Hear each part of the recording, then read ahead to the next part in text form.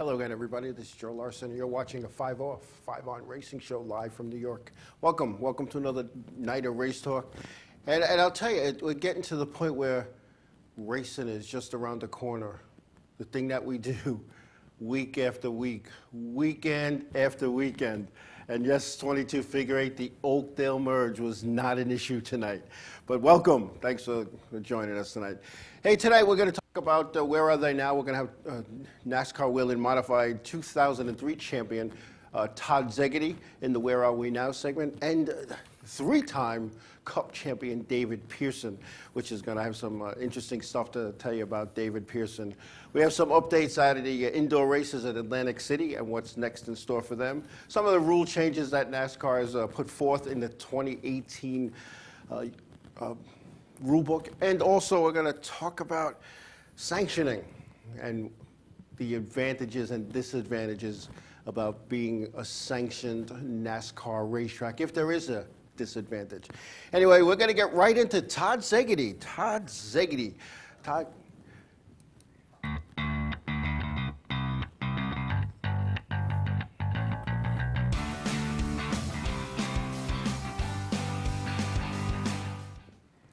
Todd Szegedy. Todd Szegedy, born in May of 1976 out of Ridgefield, Connecticut. Todd got his feet wet, so to speak, racing go-karts. And go-karts is the place that many modified drivers start. It seems like they go right from go-karts to modifieds these days. Back in our day, back when I was young and in the 60s and the 70s, there weren't go-karts that you could be in a sanctioning group where you could drive go-karts and work your way up. But Todd Szegedy was very successful in go-karts. Between the WKA, the World Karting Association, and the IKA, the International Karting Association, Todd took down 11 championships. Then in 95 and 96, he was the SCCA champion, the Sports Car Club of America champ. Then he came to NASCAR, 2002, Rookie of the Year. 2003, NASCAR Wheel and Modified champion. And I'll tell you what, that was my second year as a race director on the tour. And I'm going to share a story with you about Todd and his crew chief at the time, Phil Moran. Here I am, I'm the race director. Todd wins the race. It's Thompson. They go to tech. We put 5 cars in tech, the top 4 and 1 at random. All of a sudden, the tech guy comes into the hauler, into the rig. We're sitting there with the series director, Ed Cox, one of the finest Southern gentlemen I will ever deal with in my lifetime. And our head tech guy goes, "We got a problem." "What's the problem?" The 50 car. He drove the 50 car then. The 50 car's illegal gear ratios. The entry blank in the rule for that race was very clear. What gear ratios you could run from the lowest to the highest. He wasn't even close. Now, I came from Long Island. I come from running the races at Riverhead, and anytime you had a disqualification or a rules question, it normally got ugly. Well, we got to bring Todd and his crew chief in. We bring him into the office, and I'm sitting at my table, and our series director is at his little corner of the office. And Ed Cox says, "Gentlemen, we got a problem." "Well, what's the problem?" "Gears are illegal. Gear ratio, no good." They looked at each other, and there was an awkward moment of silence. So they says, "Well, what's going to happen?" I says, "Well, it looks like you're going to be DQ'd and put to last. No money earned and no points." And now I'm anchored in. I'm ready for the barrage. I'm ready to get hammered, and how my officials don't know what they're doing, and blah blah blah blah blah blah. And Todd Szegedy looks at eye to eye, looks at me eye to eye, and said, "I apologize. It's been a long time since you guys checked gear ratios, and we rolled the dice. You guys did a good job. Sorry. I truly and humbly apologize. And I'm sitting there pinching myself because I wasn't accustomed to that type of professionalism from a disqualified race car driver. Here's a guy that's trying to win the championship. In fact, and the year that he did this was 2002, and he ended up being Rookie of the Year. But we ran 23 or 24 races that year, and to lose one is big in the points. So they got up, they shook our hands, and they left. I look at Ed Cox and I said, Ed, I didn't expect that. He goes, well, you're used to those guys at Riverhead that, they want to blow up your house and, kill your family, and it's not that bad. I mean, they threaten that. It's never happened, but that's what I was used to. And here I was in a position where I'm new to this race director for a touring series, and I'm not sure of what to expect. And the professionalism that Todd Szegedy showed that day put me in a comfort level.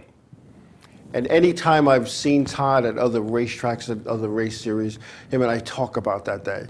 And he goes, hey, we weren't trying to bend the rules. We just knew that was something that they hadn't checked in forever. So who's gonna know? And instead of having a 471 rear, we had a 491. To those of numbers people, that couple of points, or tenths of a point, doesn't look like a lot.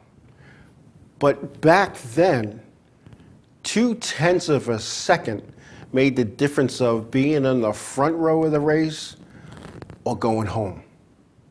So that was big. So I just wanted to say that because Todd, he was, like I said, the 2003 NASCAR Wheel and Modified Tour champion. And at that time, he was the youngest Modified Tour champion because most of the Modified champions up to then were well into their 30s and 40s. When he left the tour, he was 9th in NASCAR Wheel and Modified Tour victories. He spent 1 year in the Xfinity Series, 3 races, didn't show the success that he had in the Modifieds. Is a whole different world. In the NASCAR Wheel and Modified Series, he had 212 starts, 19 wins, and he was the runner-up in the points twice, in 2007 and in 2011. So Todd Szegedy, the 2003 NASCAR Wheel and Modified point champion, always a gentleman to me, excuse me, and always the type of guy, if he saw me walking around the racetrack, whether I was Mahoning Valley or Evergreen or Thompson or Stafford or wherever, he'd see me with the mic and he'd be more than happy to engage in conversation. So Todd is back in racing, so to speak. His 2018 plans, we reached out for him. He really didn't have anything that he could say, but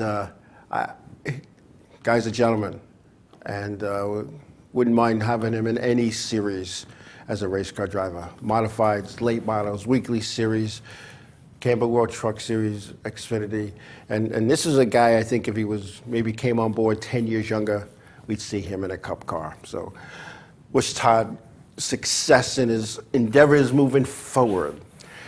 Our next individual, and where I now, David Pearson. Now, David Pearson, yes, I got a little story about David, of course, but anyway, David Pearson, he was born in December of 1934, and he raced at various dirt tracks starting in 1952 near his hometown of Spartanburg, South Carolina.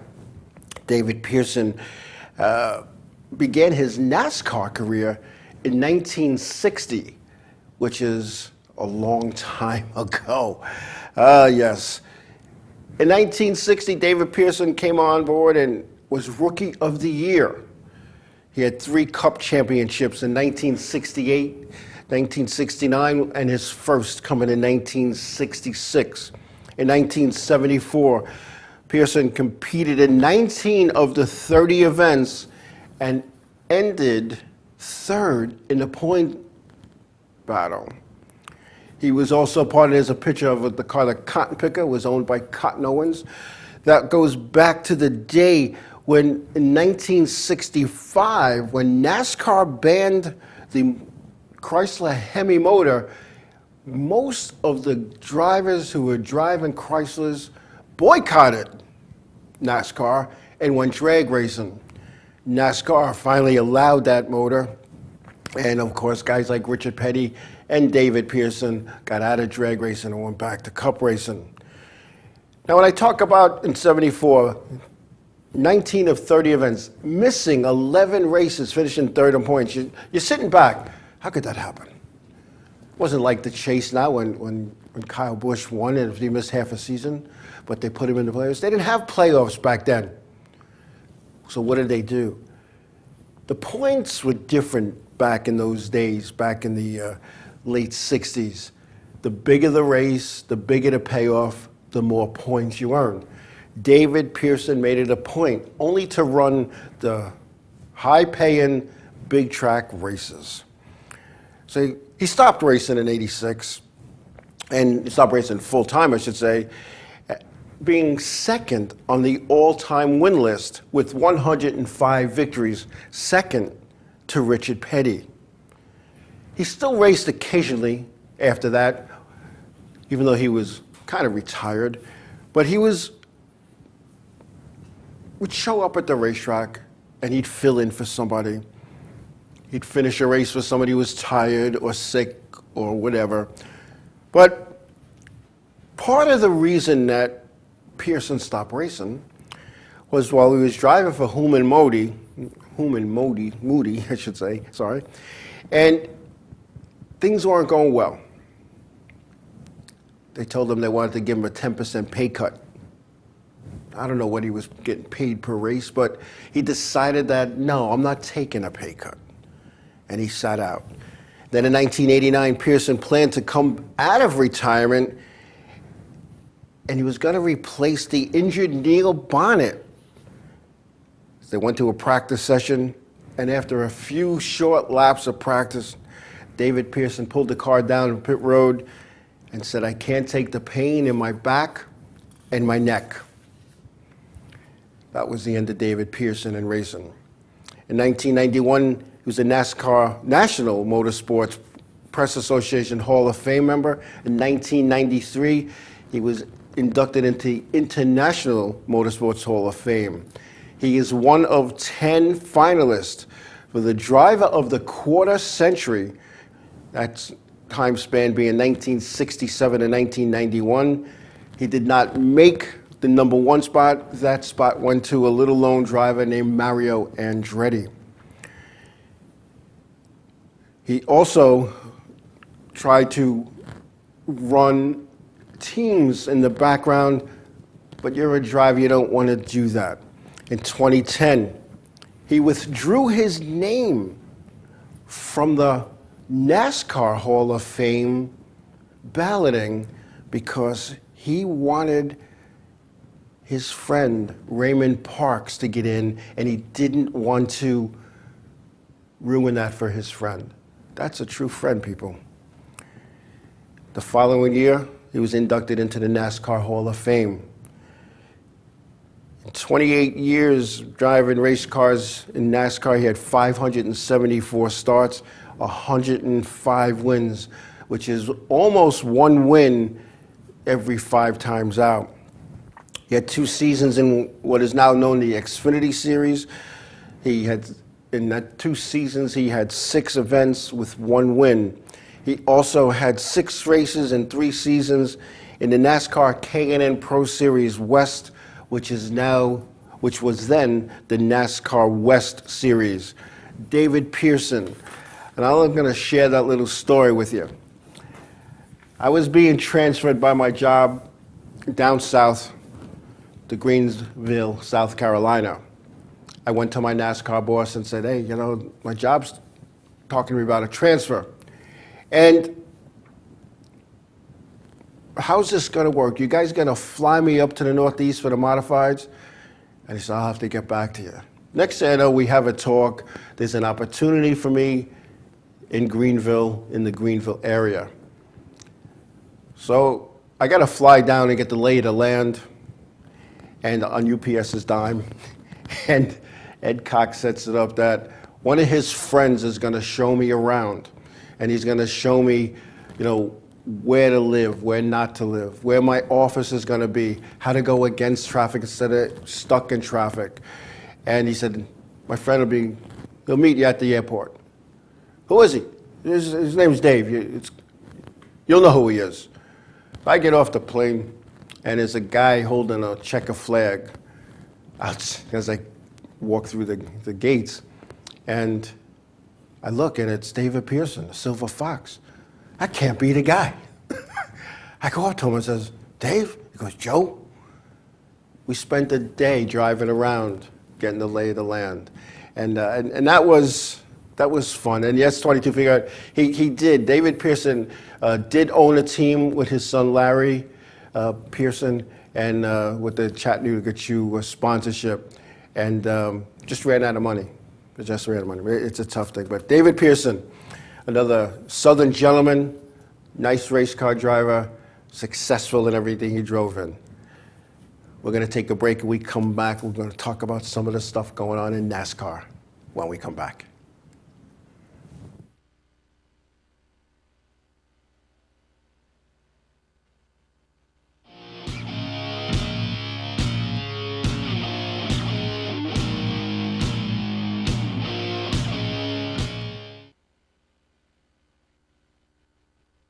Hey, what's oh, I was going to say what's up for some reason. Hey, we're Set It Up, and you're watching the Inravio TV network.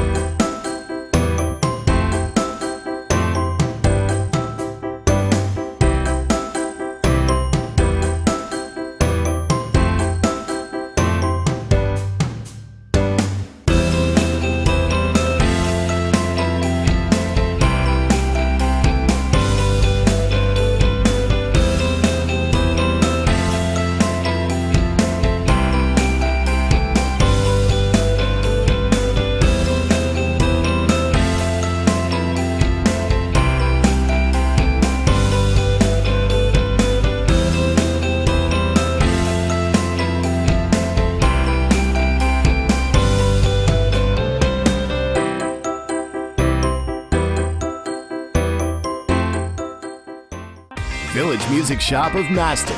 1-800-HEY-DUDE, your full-service store with personalized attention, school band instrument rentals and sales, music instruction on all instruments for all styles and age groups, for guitars, drums, amplifiers, PA systems, and accessories. It's Village Music Shop, 1495 Montauk Highway in Mastic. Call 1-800-HEY-DUDE or go to villagemusicshop.com.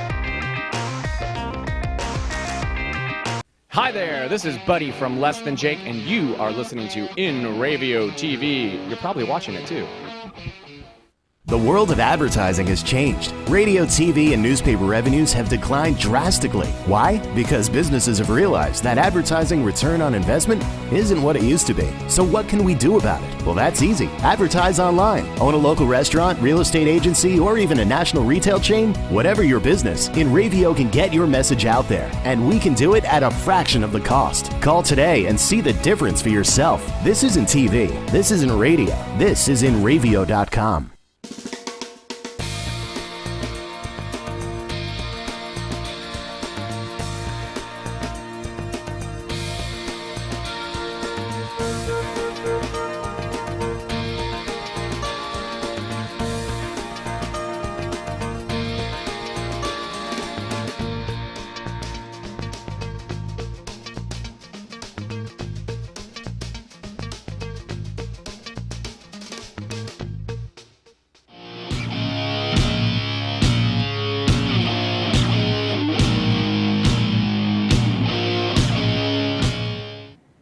That view that we come back from commercial, that was taken at the Wall Speedway down in Wall, New Jersey.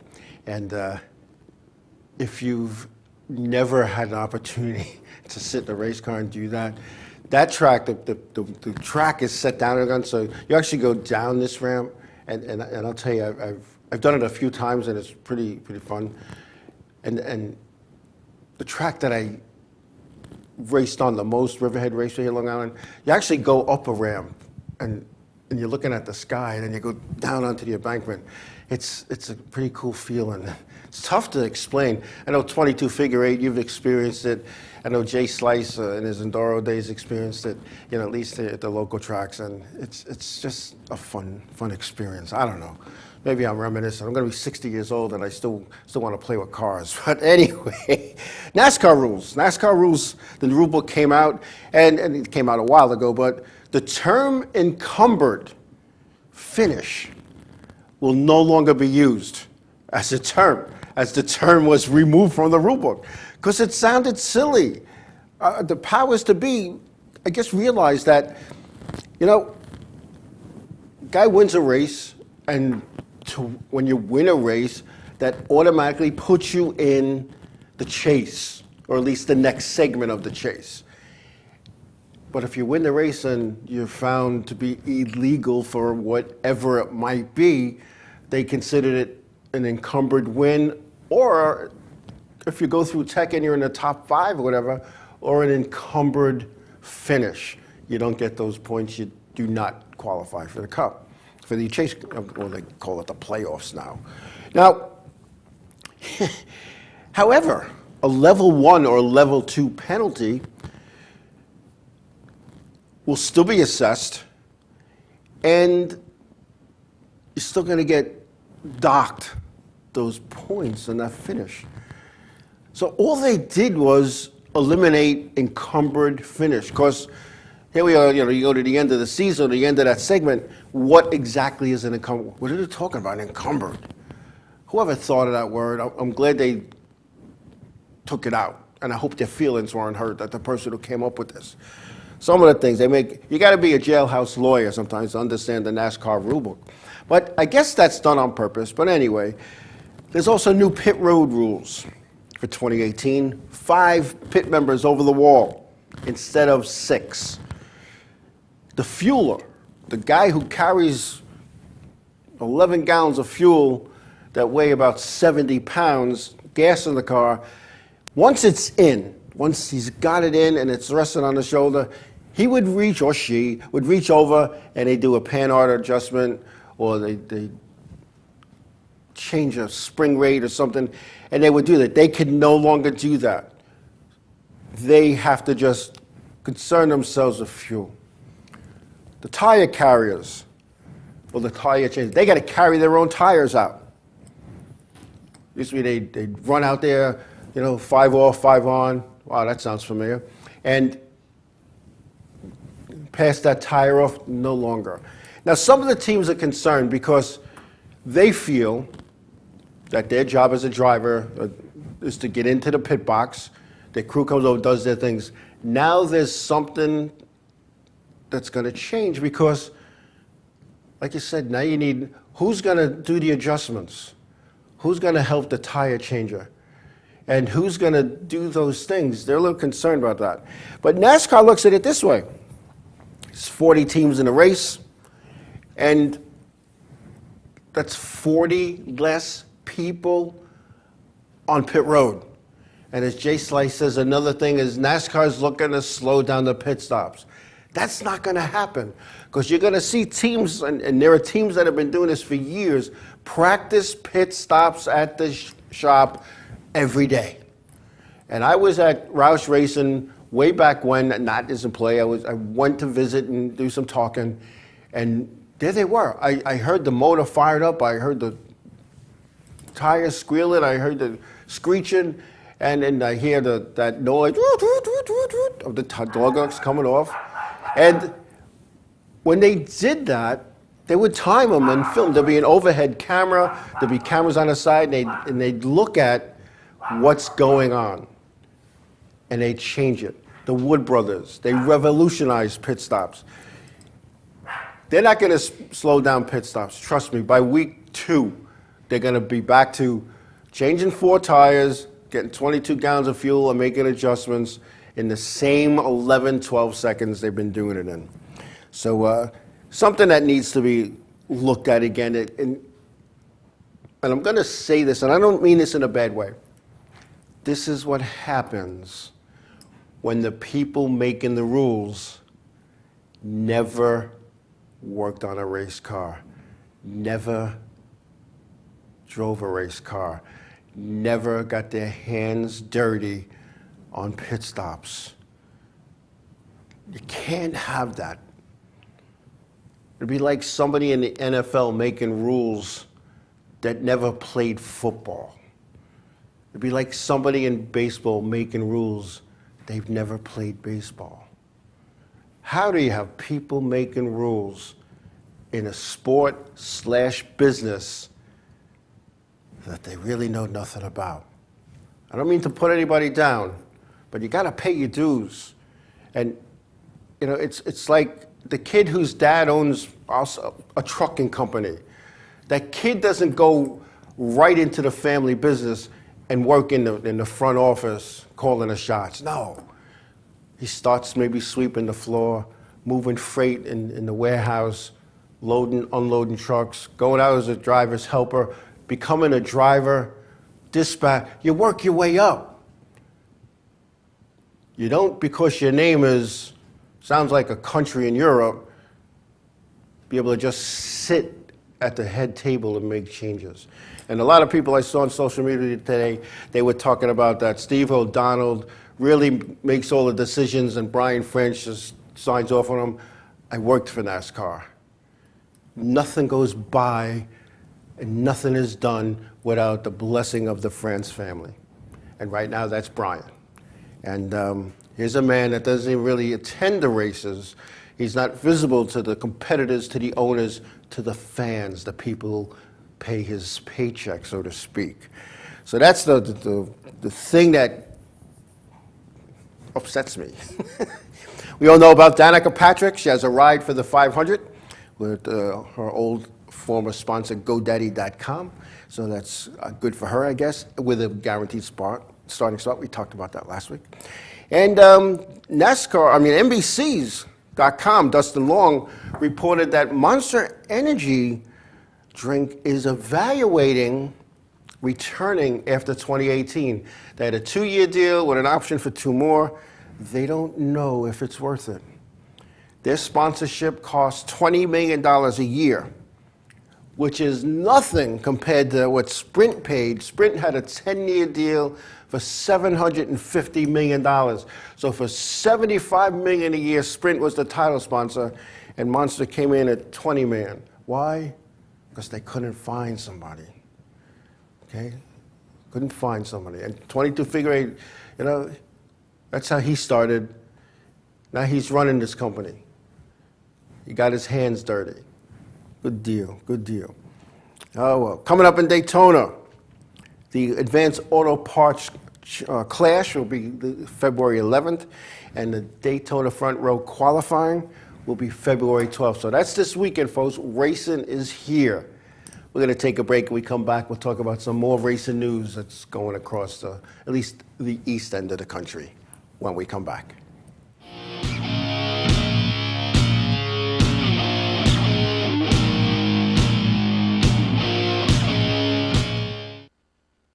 Hi, I'm Remington.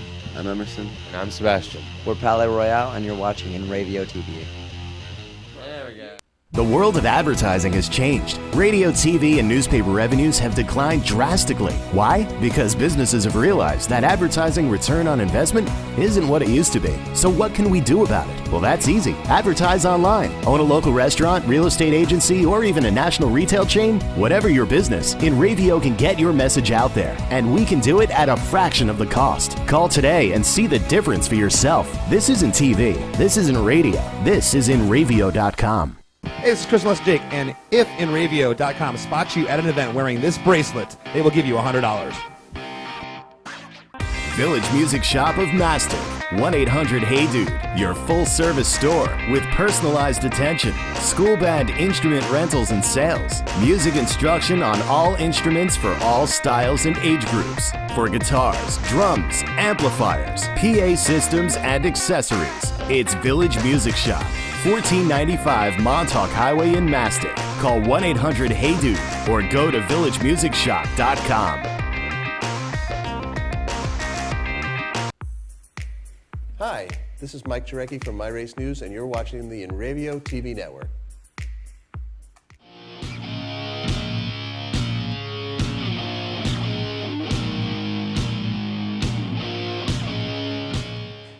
Hey, welcome back, everybody.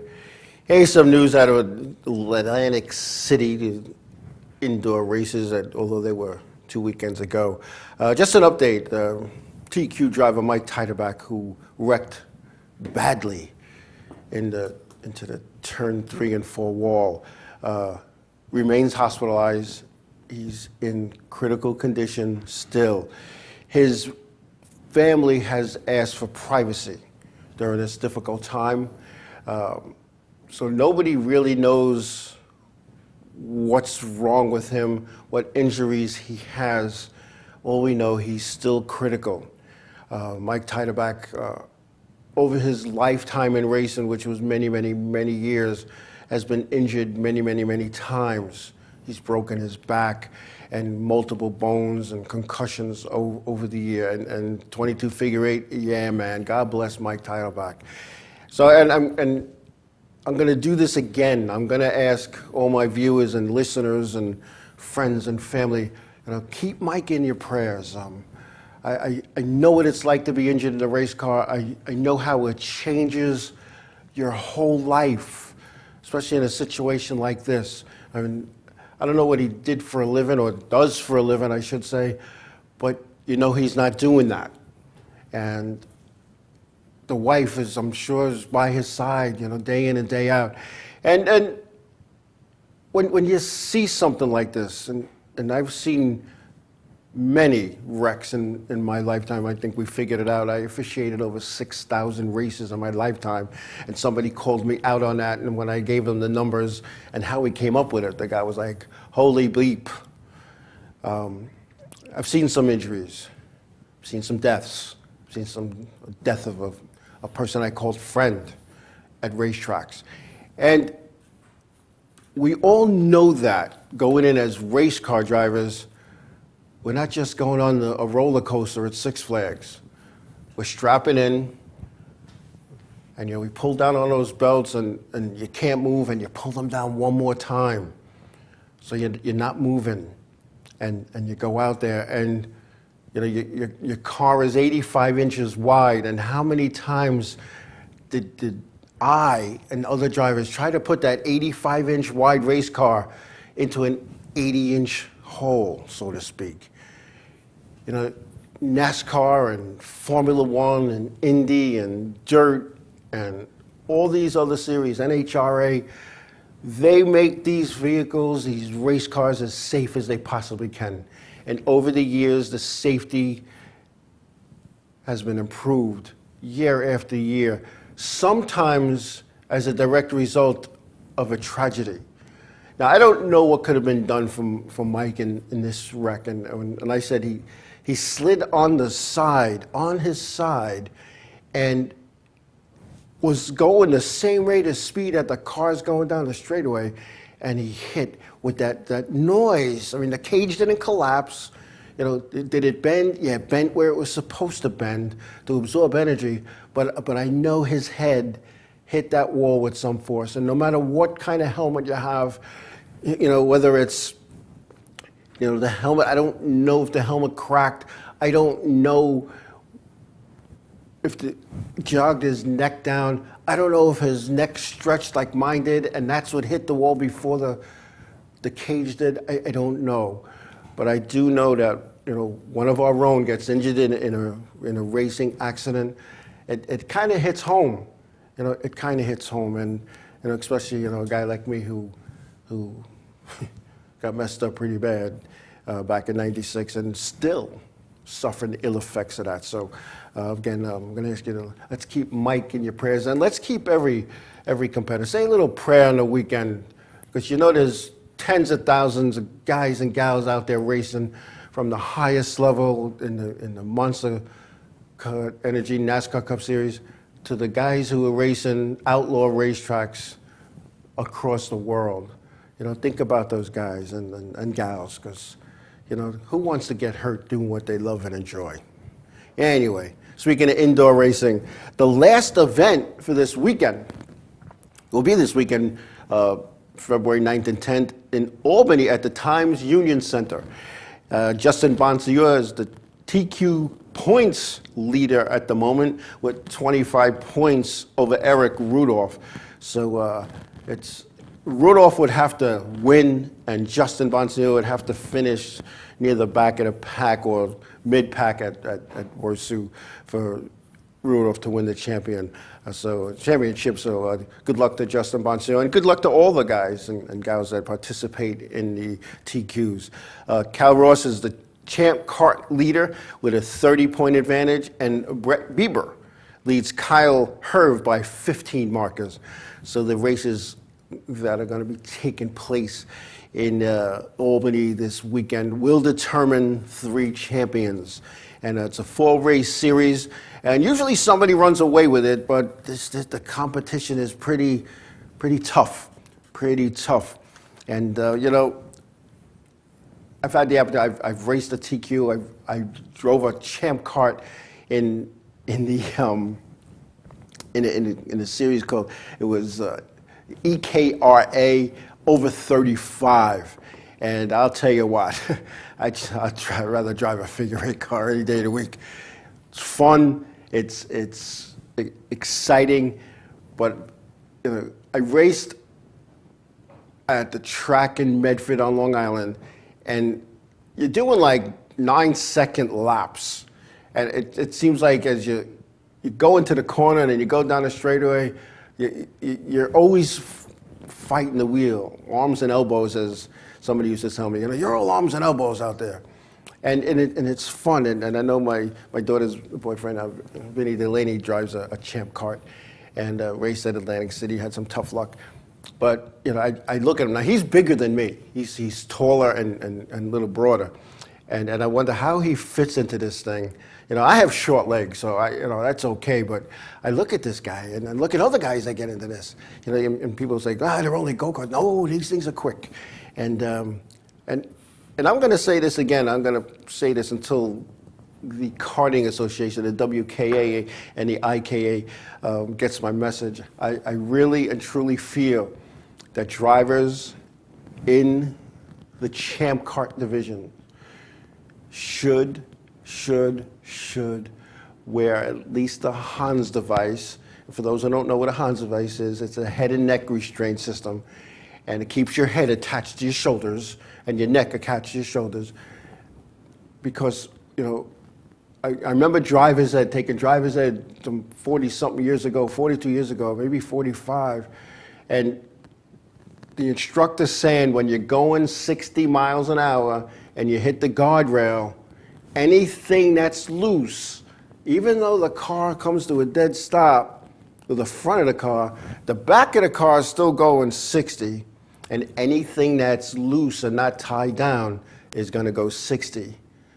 And you're in a seatbelt, and I really think seatbelts in cars, they come across this way. What about this side of your body?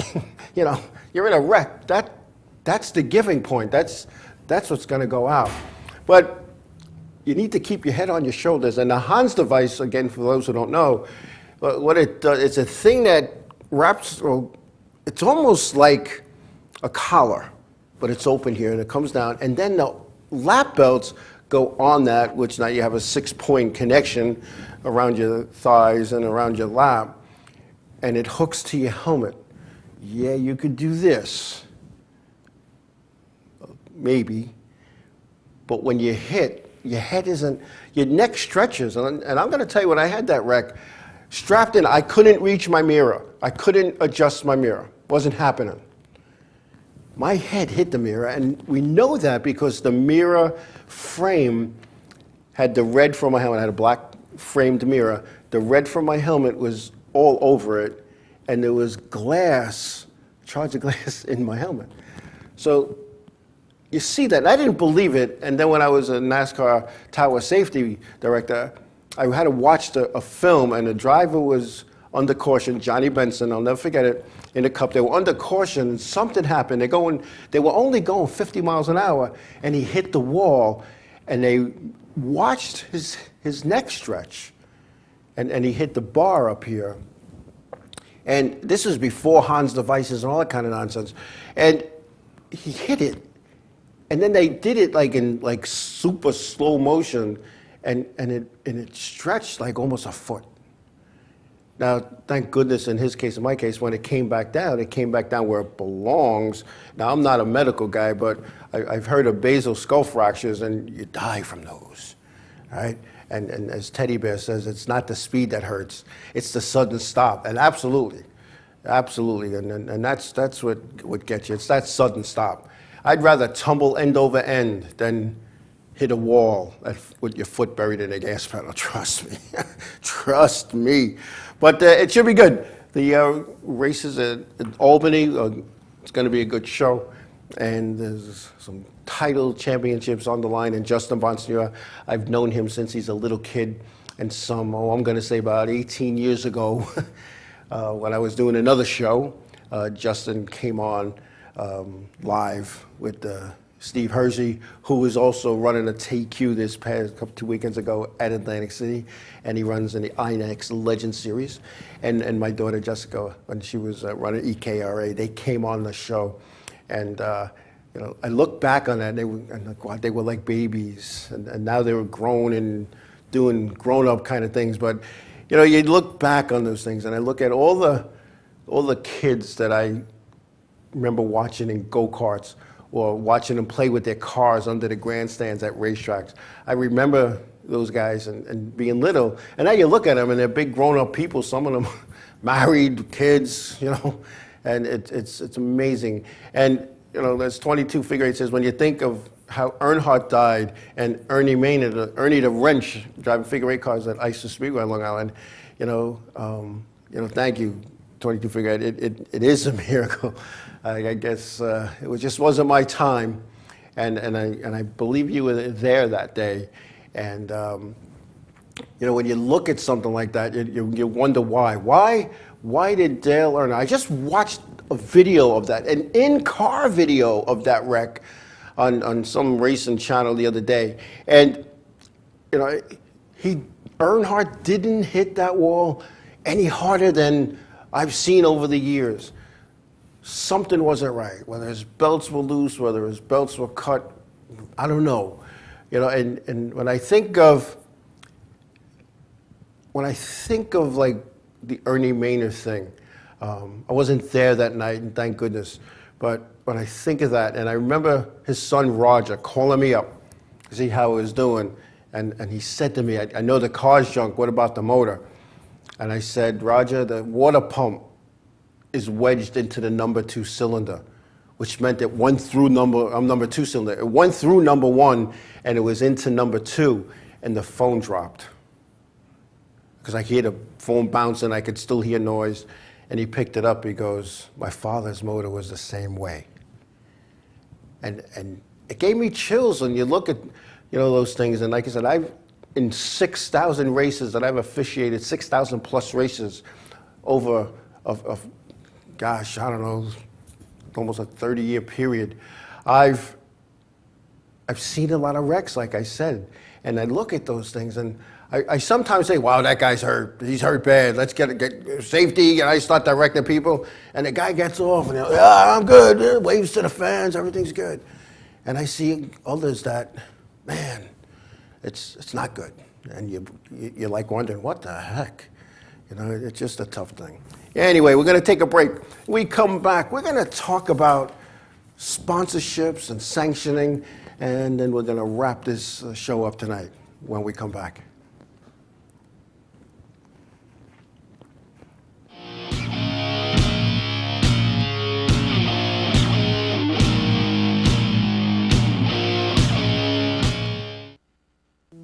Hey guys, this is Jibs from Ocean's 8, Alaska, and you're watching Inravio TV Network. Hey, I'm Raul Panther. And I'm Commander B. Hawkins. And I'm Mark Weller. We're some of the proto men. If we see you without this bracelet, you're punching the But if you have this bracelet from Inravio.com, you can win $100. Put one of these on, or else.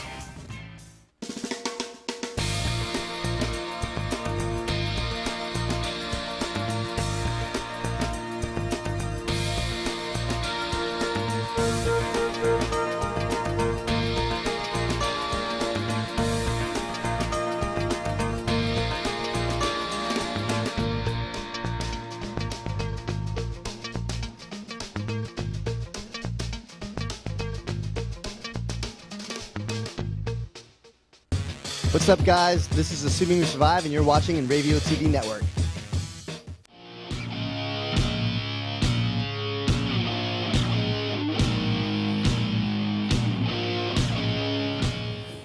Hey, welcome back, everybody. Welcome back. Coming to the last quarter hour of the show. I wanted to talk about sponsorship, at least in the higher levels of racing. And in NASCAR, that would be the Cup Series. I don't believe people realize what is entailed for a sponsor.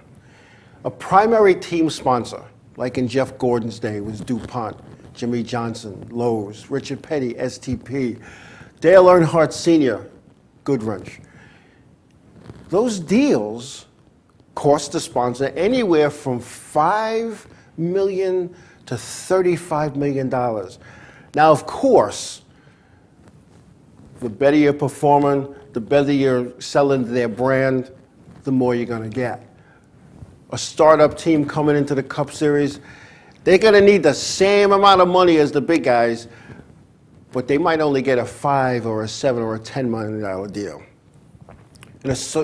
And what that gives you, there's key spots on the car that you put that primary sponsor.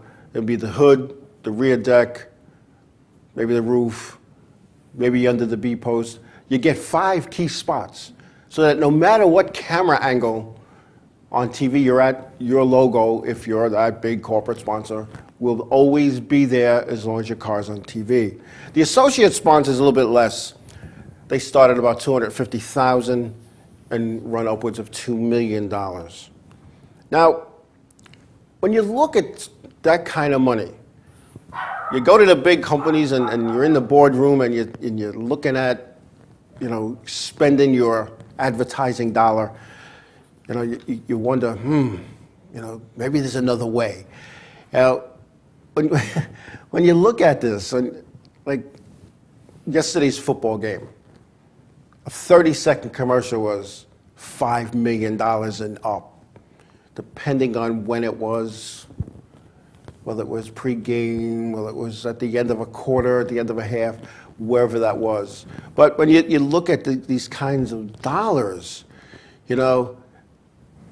it's a lot of money. And 130 of the Fortune 500 companies in America today advertise with NASCAR.